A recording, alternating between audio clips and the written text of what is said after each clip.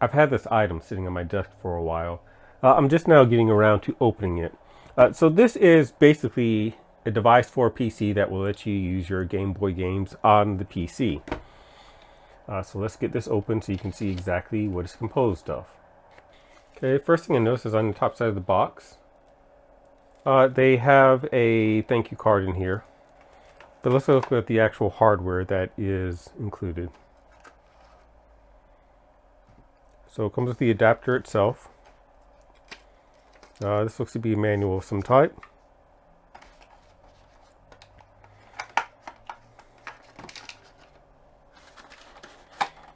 And then a USB-A to USB-C cable.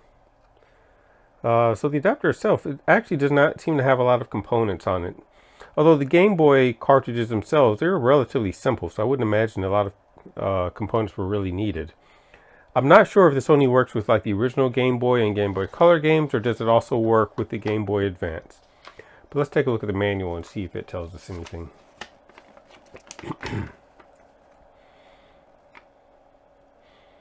Let's see, playing the part to preserve gaming history, blah blah blah. Download the operator software from, and there's a link, plug in the USB-C cable, automatically detect the cartridge. So let's see, there's some information on firmware, troubleshooting, disposal. Okay, so that's it. The product itself is not really composed of a lot. So I speculate all this really does is transfers the ROM to your computer, and then we'll let you play the game within the emulator. I think that's what's going on here. I'm a bit curious as to what that chip is that's in there, so I'm going to take a closer look at it. I can see the number written on the chip, but the thing that's most important is right there at the bottom. So it's some type of ARMS processor. All the other components in here, they primarily look to be passive components, except for whatever's back there. That I'm not quite sure what that is. Okay, here we go. Something from Texas Instruments. 2114A. So other than the ARMS processor and that component, everything else in here looks like it's just resistors, capacitors, maybe some power regulators or transistors. But yeah, that's it. So there's not a lot going on here, but I'm going to go ahead and get the software downloaded and set up on the computer. Adding a comment in post here. While I wasn't able to identify what the Texas Instruments integrated circuit was, the larger ARMS processor is a 32-bit Cortex with 128 kilobytes of RAM within it. I do kind of feel like that might be some overkill for this. I feel like you could probably read these cartridges with something as simple as a Raspberry Pi Pico, which now that I think about it, I might try that out. But on the flip side, I don't know all of the reasoning that went into the decision, so that's not meant to be a criticism, but just stating that I don't understand why such a capable processor was used. So I've just opened up the download URL, so you can see here it supports Windows, Mac, and Linux. They say they do nightly updates, and it looks like they probably do, because I see some more recent dates. At the time I'm recording this, this is like the 26th or 27th. Now I'm running this in Windows right now, so let's get this downloaded.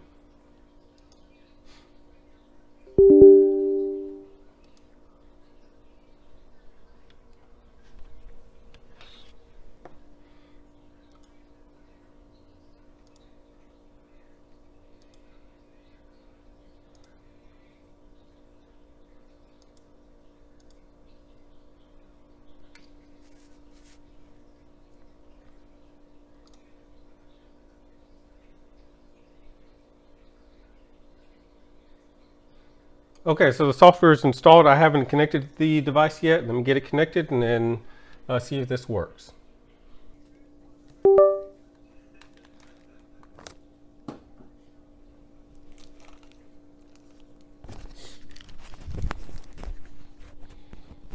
Okay, that didn't take long. I plugged it in, I looked up, and it was there. So I don't know if this works with Game Boy. Well, actually, I take that back, because I think the game that they show in the title, I think that's a Game Boy Advance game. Okay, so it does work with Game Boy Advance. Let's put in a game. I will try this one and let's see what happens. This is an original Game Boy game. And it recognizes it. Let's see. So I'm just going to take it out and see how quickly it responds. So it's out. Okay, another game. Put this one in.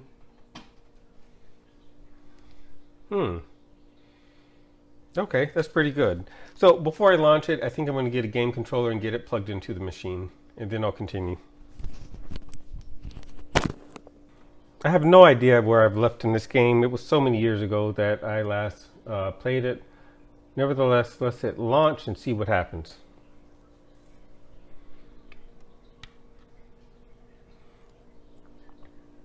Okay, so while it says that it's reading the cartridge, I actually see a green light on the device itself flashing. So I'm going to guess that it's stepping through and reading all the data from the cartridge. Now it says read only cartridge. I wonder what that means, because I feel like you were able to save your status on this cartridge.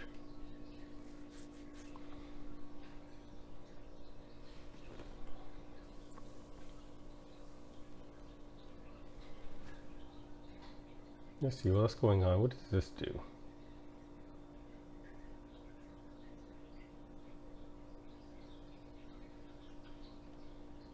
Okay, lots of settings. But the game's launch, so I can look at these settings later. Let's see, can we go full screen?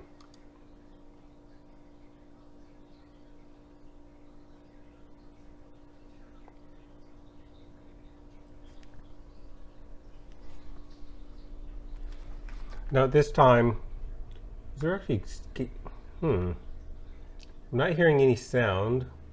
I'm checking my levels here. I don't see any sound coming out of the game itself. So I don't know if that's a me thing or if there's something that needs to be done. I do see volume controls, so that suggests that there should be sound. Let's jump, maybe I will jump into settings. Let's see. So here I am on a different computer, and as you can hear, I have sound for the game. So I'm not sure what was going on the original computer, but yes, the software is capable of sound.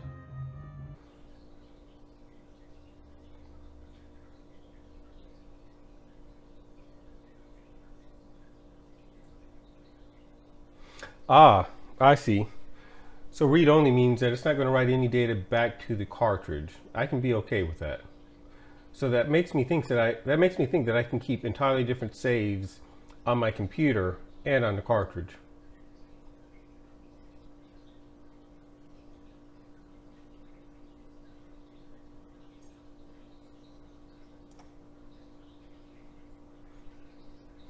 Okay, so I'm not sure what's going on with my audio. I see there's a filter that I can enable or disable, but there's nothing that's enabling or disabling the audio itself. It could be a bug. This is still a work in progress, but I can be okay without audio for now.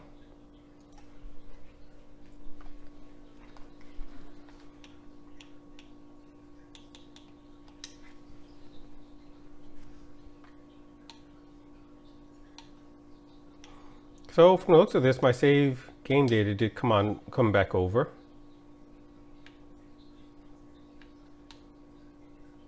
Okay, so it doesn't work with the analog sticks. It is working with the digital stick. And I will say this looks absolutely horrible when I have it blown up at 4K. I am looking at this on, what size is this screen? I guess this is a 40-inch screen. And this is as small as I can make this, but it is what it is. That criticism is not a criticism of the device itself, but just the reality of the resolution of which I'm playing.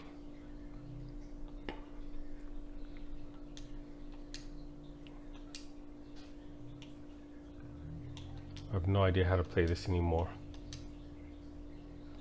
Okay, so that's basically my magic system.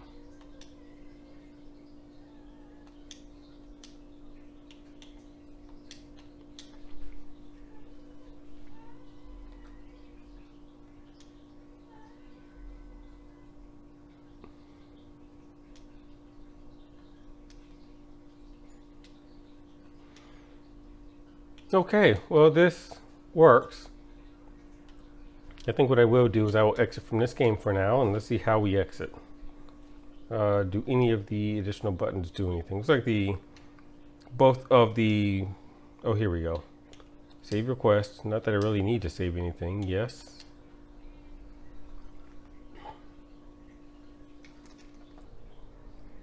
So I've taken the cartridge out.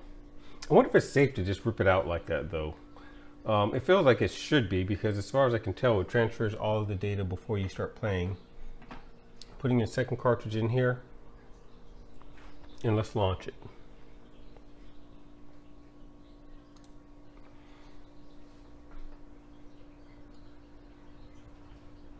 Now, a question I have is, if I go back to the other cartridge, will it have to completely reload the cartridge, or did it just cache that information so that it does not need to do a complete reload again? To that end, let me see what's in the data tab. Do you want to save your current? Do you want to overwrite the current save to your cartridge? No. So let's see what we have in here. It's just showing me the data that's on the cartridge now. Download, save, upload, save. So I guess I can transfer my saves to and from the computer. I don't see anything though as far as allowing me to cache things to my computer and play them. What does this button do? Okay, so that's just the about. Okay, yeah, so it looks like you can only play your cartridges whenever you're in here. Let's take this one back out and put the original one back in.